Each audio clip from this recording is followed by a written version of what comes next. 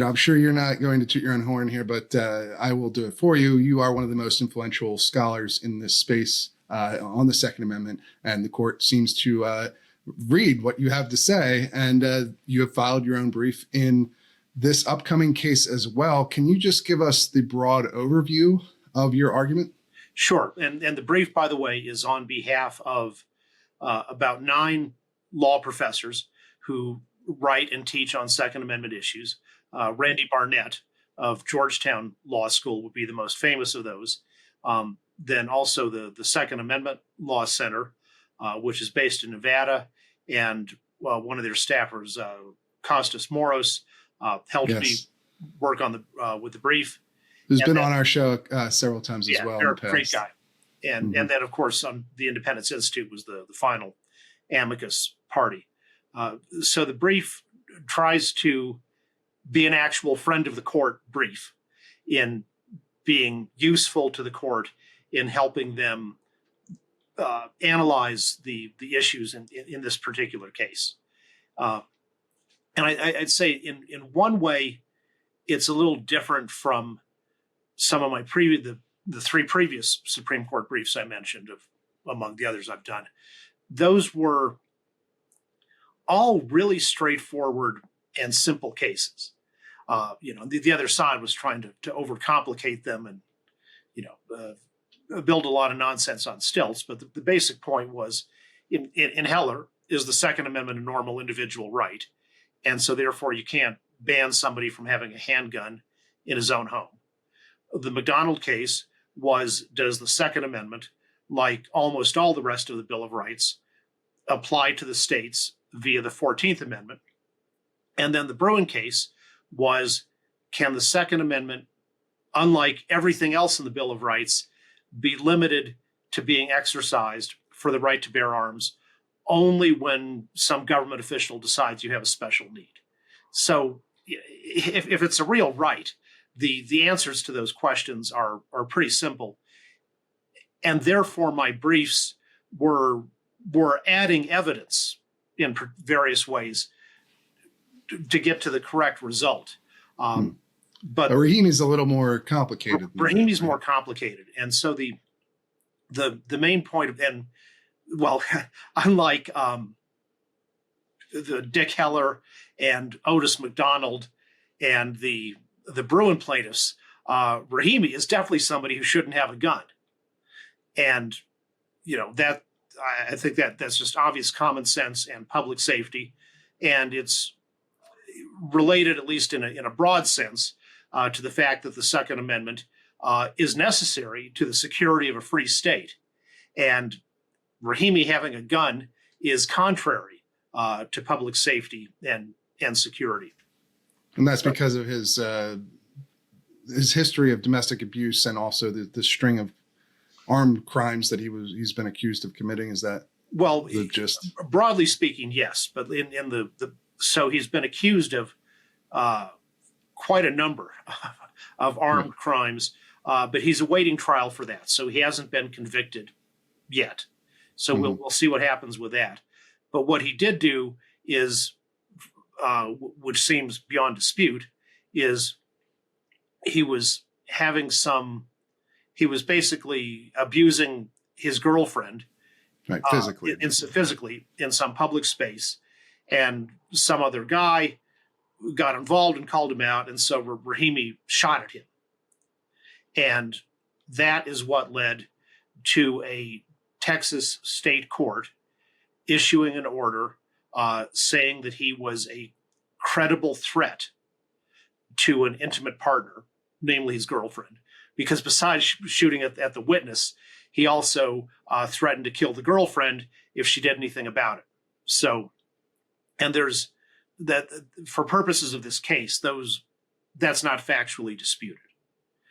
So what are we going to do with this? And in thinking about Second Amendment doctrine, and I think as scholars have studied the legal history of the right to arms in ever increasing depth, one of the themes that comes through is it's okay to take guns away from people who are actively dangerous, like Rahimi.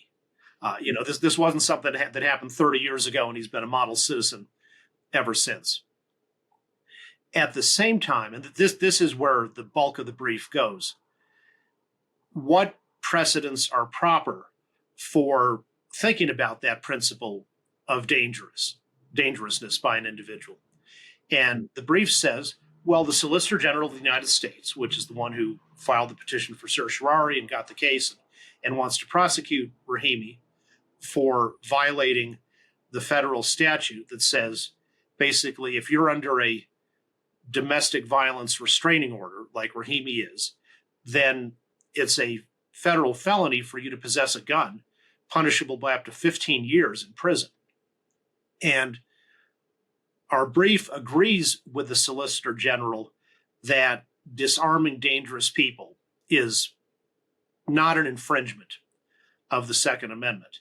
And so, for example, you could look, some of the precedents about that actually involve things like what led to Rahimi's restraining order, which is if you are in a public place and threatening to breach the peace or actually breach it,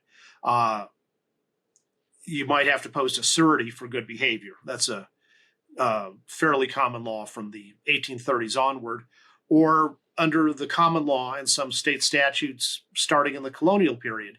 If you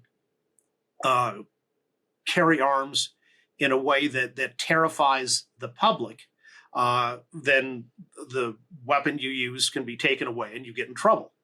So that's the base precedence. Right, but that's what's interesting about your brief, right? Is that you agree that dangerousness, that the things that Rahimi has been found to have done, like this, there was a decision by a judge that he was actually dangerous. Yes. But at the same time, you don't find this law as it currently stands to be constitutional, like the Solicitor General does, right? Right. So the difference is, and this is what's called a facial challenge.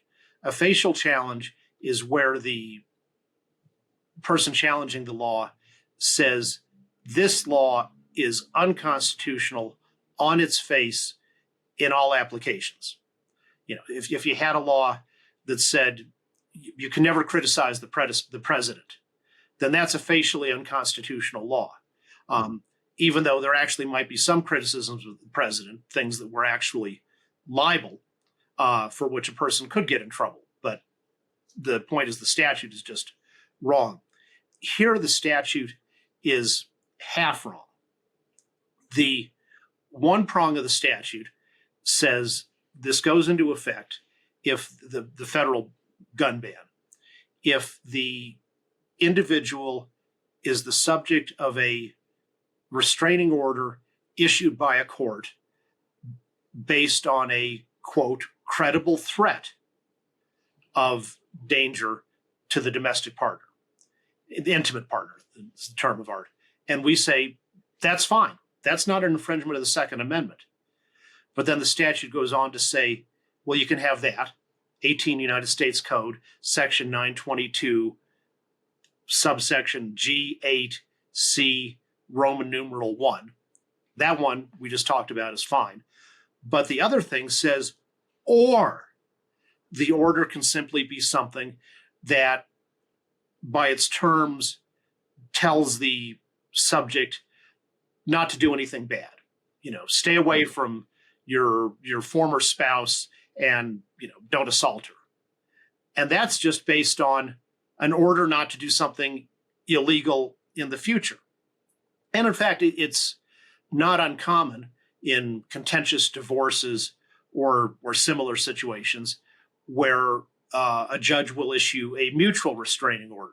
All right, neither of you have violated any laws or made a credible threat to each other, but we think you're both kind of the judge may be thinking you're both apparent jerks. So I'm just going to issue an order that says leave each other alone, don't approach each other within 100 feet or 100 yards or whatever. And we say that one is unconstitutional. That is an infringement because it's not based on any finding at all. There's no finding that the person subject to that ever did anything wrong, ever threatened anybody, or currently poses any danger to anyone. So in short, that's subsection C2. So in short, C1 is swell. It's based on there must be a finding of a credible threat. C2 is an infringement of the Second Amendment because it allows a person's rights to be completely stripped based on no finding of anything at all.